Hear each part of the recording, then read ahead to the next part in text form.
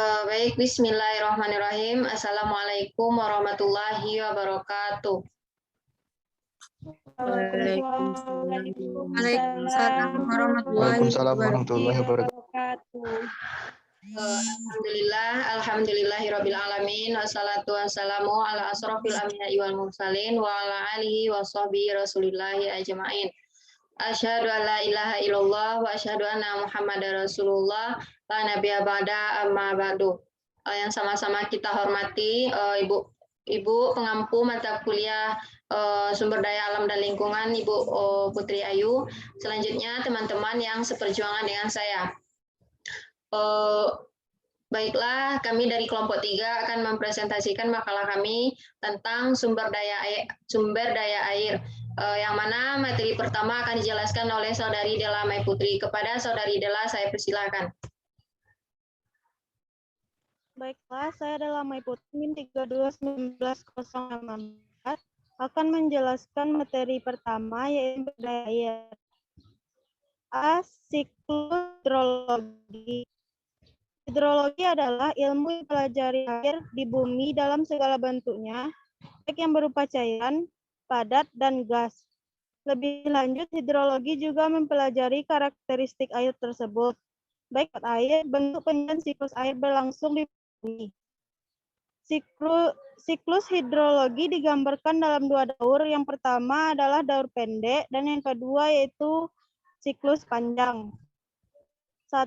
Siklus pendek merupakan siklus yang paling sederhana karena hanya melibatkan beberapa tahapan saja. Tahapan yang ada di dalam siklus hidrologi pendek atau siklus hidrologi kecil ini antara lain, yang pertama sinar matahari mengenai sumber-sumber air di bumi dan akan membuat sumber air tersebut menjadi menguap. Yang kedua, karena penguapan tersebut maka jadi kondensasi sehingga kemudian membentuk awan yang mengandung uap air. Yang ketiga, awan yang mengandung uap air kemudian mengalami kejenuhan, hujan di permukaan laut. Sekian penjabaran dari moderator. Terima kasih kepada Saudari Della atas penjelasan materinya. Materi selanjutnya akan dijelaskan oleh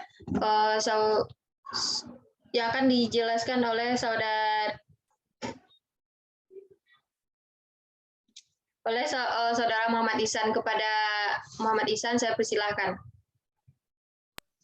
Assalamualaikum warahmatullahi wabarakatuh. Baiklah, saya akan melanjutkan materi yang kedua, yaitu siklus sedang. Siklus air yang selanjutnya adalah siklus sedang. Siklus sedang tentunya memiliki proses yang sedikit lebih panjang daripada siklus hidrologi pendek. Adapun beberapa tahapan dari siklus hidrologi sedang ini antara lain sebagai berikut. 1. Matahari menyinari permukaan bumi termasuk sumber-sumber air, macam-macam laut, samudra, dan lainnya, sehingga sumber-sumber tersebut mengalami penguapan. Yang kedua, kemudian terjadi evaporasi. Yang ketiga, uap air yang telah terbentuk bergerak karena tiupan oleh angin ke darat. 4. Terbentuklah awan akibat dari pemanasan itu tadi. Yang kelima, hujan turun di atas permukaan daratan bumi. Yang keenam, air yang turun di daratan akan mengalir ke sungai, kemudian mengalir lagi ke laut untuk kembali mengalami siklus hidrologi. Sekian penjelasan dari saya kembalikan kepada moderator. Baik, terima kasih kepada Saudara Ihsan atas penjelasan materinya. Dan materi selanjutnya akan dijelaskan oleh Saudari Rara Rahmanda. Kepada Saudari Rara, saya persilahkan. Terima kasih atas kesempatan yang diberikan oleh moderator. Saya akan melanjutkan presentasi selanjutnya, yaitu tentang siklus panjang. Siklus panjang atau disebut dengan siklus hidrologi besar. Siklus hidrologi panjang atau besar ini memiliki tahapan yang lebih kompleks daripada 2 siklus sebelumnya. Beberapa tahapan dari siklus hidrologi panjang antara lain, yang pertama yaitu matahari menyinari permukaan bumi termasuk sumber-sumber air, laut, samudra, dan lainnya, sehingga sumber-sumber air tersebut mengalami penguapan. Kemudian terjadinya evaporasi, kemudian uap air ini mengalami sublimasi. Selanjutnya, uap air yang telah terbentuk dan mengalami sublimasi kemudian menyebabkan terbentuknya awan yang mengandung kristal-kristal es. Awan yang terbentuk ini kemudian bergerak ke darat karena deburan angin. Kemudian terjadilah hujan di atas daratan bumi. Air yang turun di daratan akan mengalir ke sungai, kemudian mengalir lagi ke laut. Baiklah, sekian presentasi saya kembalikan ke moderator. Baik, terima kasih kepada Saudari Rara atas penjelasan materinya. Materi selanjutnya akan dijelaskan oleh Saudari Maisa. Kepada Saudari Maisa, saya persilahkan.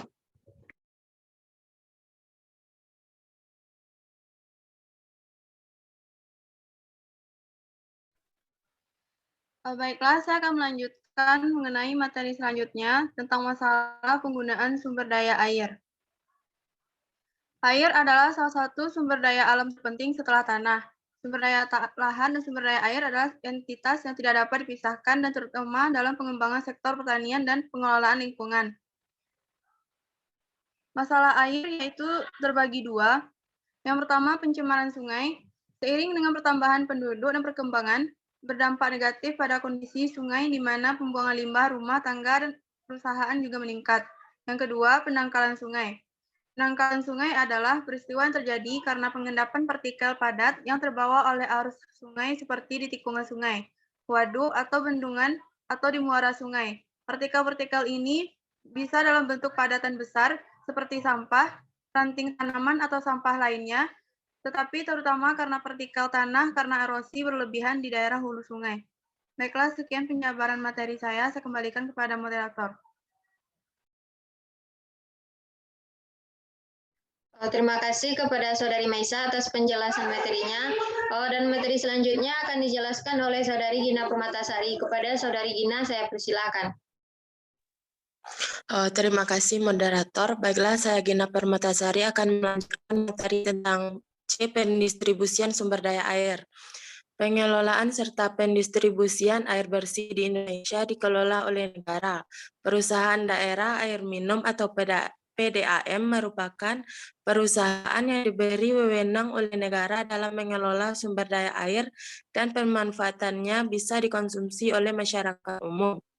PDAM masuk dalam kategori penyelenggaraan pelayanan yang bersifat profit dengan tugasnya memberikan pelayanan air bersih kepada warga masyarakat pada suatu daerah. PDAM sebagai salah satu instansi pemerintah yang berbentuk BUMD memiliki jenis pelayanan yang termasuk dalam kategori pelayanan barang, itu pelayanan yang menghasilkan berbagai bentuk atau jenis barang. Dalam hal ini adalah penyediaan air bersih. Perusahaan daerah air minum atau PDAM sebagai penyelenggara jasa airan utama di Indonesia memiliki peran penting untuk menjaga air pelanggan menjadi loyal, maka kepuasan pelanggan menjadi prioritas. Perusahaan daerah air minum atau PDAM berusaha memuaskan pelanggan perusahaan dengan memberikan pelayanan yang lebih baik sebagai perusahaan yang mengacu pada konsumer fokus. Perusahaan daerah air minum tidak bisa mengabaikan komplain atau keluhan yang diajukan pelanggannya. Keluhan pelanggan merupakan salah satu bentuk tanggung jawab sosial yang dilakukan oleh perusahaan daerah air. Sekian penjelasan dari saya kembalikan kepada moderator. Terima kasih Saudari Gina atas penjelasan materinya. Dan materi selanjutnya akan dijelaskan oleh Saudari Adistia Syaiful. Kepada Saudari Adi, saya persilahkan. Terima kasih moderator. Saya Adistia Syaiful akan melanjutkan presentasi tentang pendistribusian air minum PDAM dengan maksud bahwa PDAM mempunyai kewajiban memberi pelayanan kepada seluruh lapisan masyarakat tanpa memperhatikan status sosialnya. Selain itu juga dituntut bahwa dalam pengelolaannya agar menganut prinsip-prinsip ekonomi, yakni mendapatkan keuntungan, guna menunjang kelangsungan hidup dan pelayanan serta perluasan daerah pelayanan. Keluhan-keluhan yang diajukan biasanya berkisar pada masalah teknis, seperti air mengalir tidak bersih dan kotor, agak keruh, air mati, kerusakan pipa, kebocoran saluran pipa yang mengakibatkan tagihan air membengkak, kesalahan pada pencatatan meteran. Kondisi ini yang kemudian menimbulkan ketidakpuasan pelanggan terhadap pelayanan PDAM. Misalnya terlihat dari pelayanan yang diterapkan di lapangan sangat lambat sehingga akibatnya masalah-masalah tersebut belum juga teratasi. Melihat begitu pentingnya masalah kebutuhan air bagi masyarakat, seperti kebutuhan papan, pangan, dan sandang, pemerintah harus memberikan perhatian khusus dalam masalah pengelolaan air, baik dari segi penambahan dan pengurangan pipa PDAM agar tidak mengurangi debit air untuk irigasi pesawahan. Pengelolaan air bersih merupakan upaya untuk mendapatkan air yang bersih dan sehat sesuai dengan standar mutu air untuk kesehatan. Proses pengelolaan air minum merupakan proses perubahan sifat fisik, kimia, dan biologi air baku agar memenuhi syarat untuk digunakan sebagai air minum. Tujuan dari sistem penyediaan air bersih adalah menyediakan jumlah air yang cukup untuk kebutuhan masyarakat sesuai dengan tingkat kemajuan dan perkembangan daerah pelayanan. Sekian dari saya kembalikan kepada moderator. Terima kasih kepada Saudari Adis atas penjelasan materinya, dan materi selanjutnya akan dijelaskan oleh Saudari Nurjani Asmara. Kepada Saudari Nurjani saya persilakan. Baiklah, terima kasih atas waktunya moderator. Saya Nurjani Asmara, NIM 3219070 akan melanjutkan materi yang D, yaitu penentuan harga air.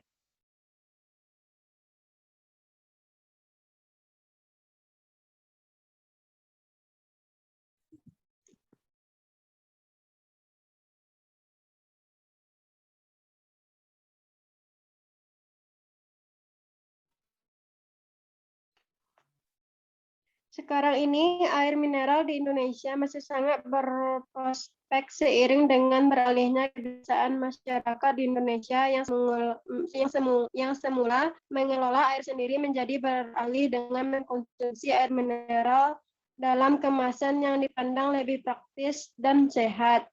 Dengan jumlah penduduk Indonesia yang sangat besar dan air minum termasuk kebutuhan primer menjadikan industri pengelolaan air mineral sangat prospektif di Indonesia. Sebagai perusahaan industri, tentunya perhitungan harga pokok produksi menjadi sangat penting. Perhitungan harga pokok produksi selain digunakan sebagai dasar penentuan tingkat laba, penilaian efisiensi usaha, juga pengalokasian harga pokok produksi yang tepat akan membantu perusahaan dalam menetapkan harga pokok penjualan yang tepat pula.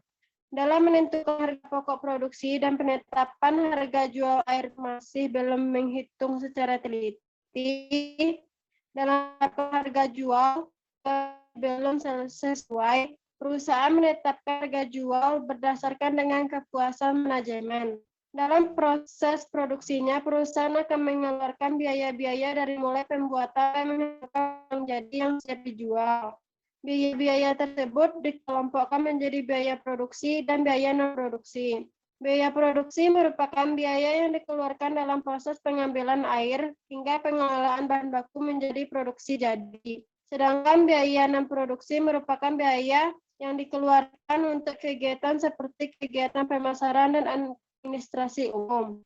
Biaya produksi membentuk harga pokok produksi jadi, sedangkan biaya non-produksi merupakan biaya-biaya yang dikeluarkan untuk kegiatan pemasaran dan administrasi.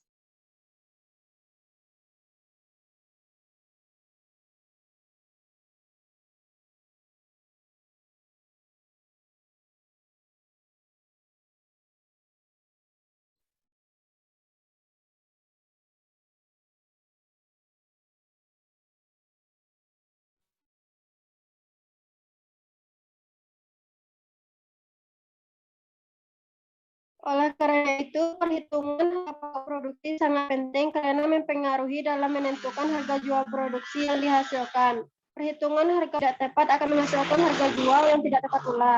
Penentuan harga jual yang tidak tepat akan berakibat fatal bagi perusahaan karena akan mengakibatkan harga jual yang terlalu tinggi ataupun terlalu rendah. Sekian pemaparan dari materi saya kembalikan kepada moderator. Terima kasih Saudari Nurjani atas penjelasan materinya. Dan materi selanjutnya akan dijelaskan oleh Saudari Yundari Sandika. Kepada Saudari Yunda saya persilakan. Baiklah, terima kasih sebelumnya kepada moderator. Baiklah, saya akan menjelaskan materi selanjutnya, yaitu tentang studi kasus sumber daya air. Ada kecenderungan yang sangat kuat bahwa manusia selain cenderung boros dalam penggunaan air, mereka juga sering membiarkan sampah mengotori. Namun setelah bersih semakin berkurang akibat kemarau panjang dan akibat perkampungan yang semakin padat dan akibat industri yang menggunakan air dalam jumlah besar terus meningkat. Umumnya, mereka baru menyadari berapa pentingnya air bagi kehidupan mereka. Dan itu, air bersih berubah menjadi yang bernilai ekonomis tinggi. Itu besar. Soalnya adalah sulit didapat di musim kemarau dan musim potensial konflik yang tinggi, air sangat mudah terkontaminasi. Di Indonesia, persoalan air menjadi bertambah rumit setelah kebijakan otonomi daerah diberlakukan. Terkait desakan kebutuhan dana pembangunan yang harus dipenuhi oleh masing-masing pemerintah daerah, maka di era otonomi daerah berkembang egoisme sektoral dan egoisme kedaerahan dalam membuat kebijakan. Suatu daerah dapat dengan mudah membuat kebijakan penentuan kawasan tertentu sebagai kawasan industri tanpa mempedulikan kawasan tersebut memperoleh kawasan penyangga mata air yang menghidupi banyak warga masyarakat yang secara administratif berada di wilayah daerah lainnya. Sekian penyampaian dari saya kembalikan kepada moderator. Baik, terima kasih Saudari Yunda atas penjelasan materinya.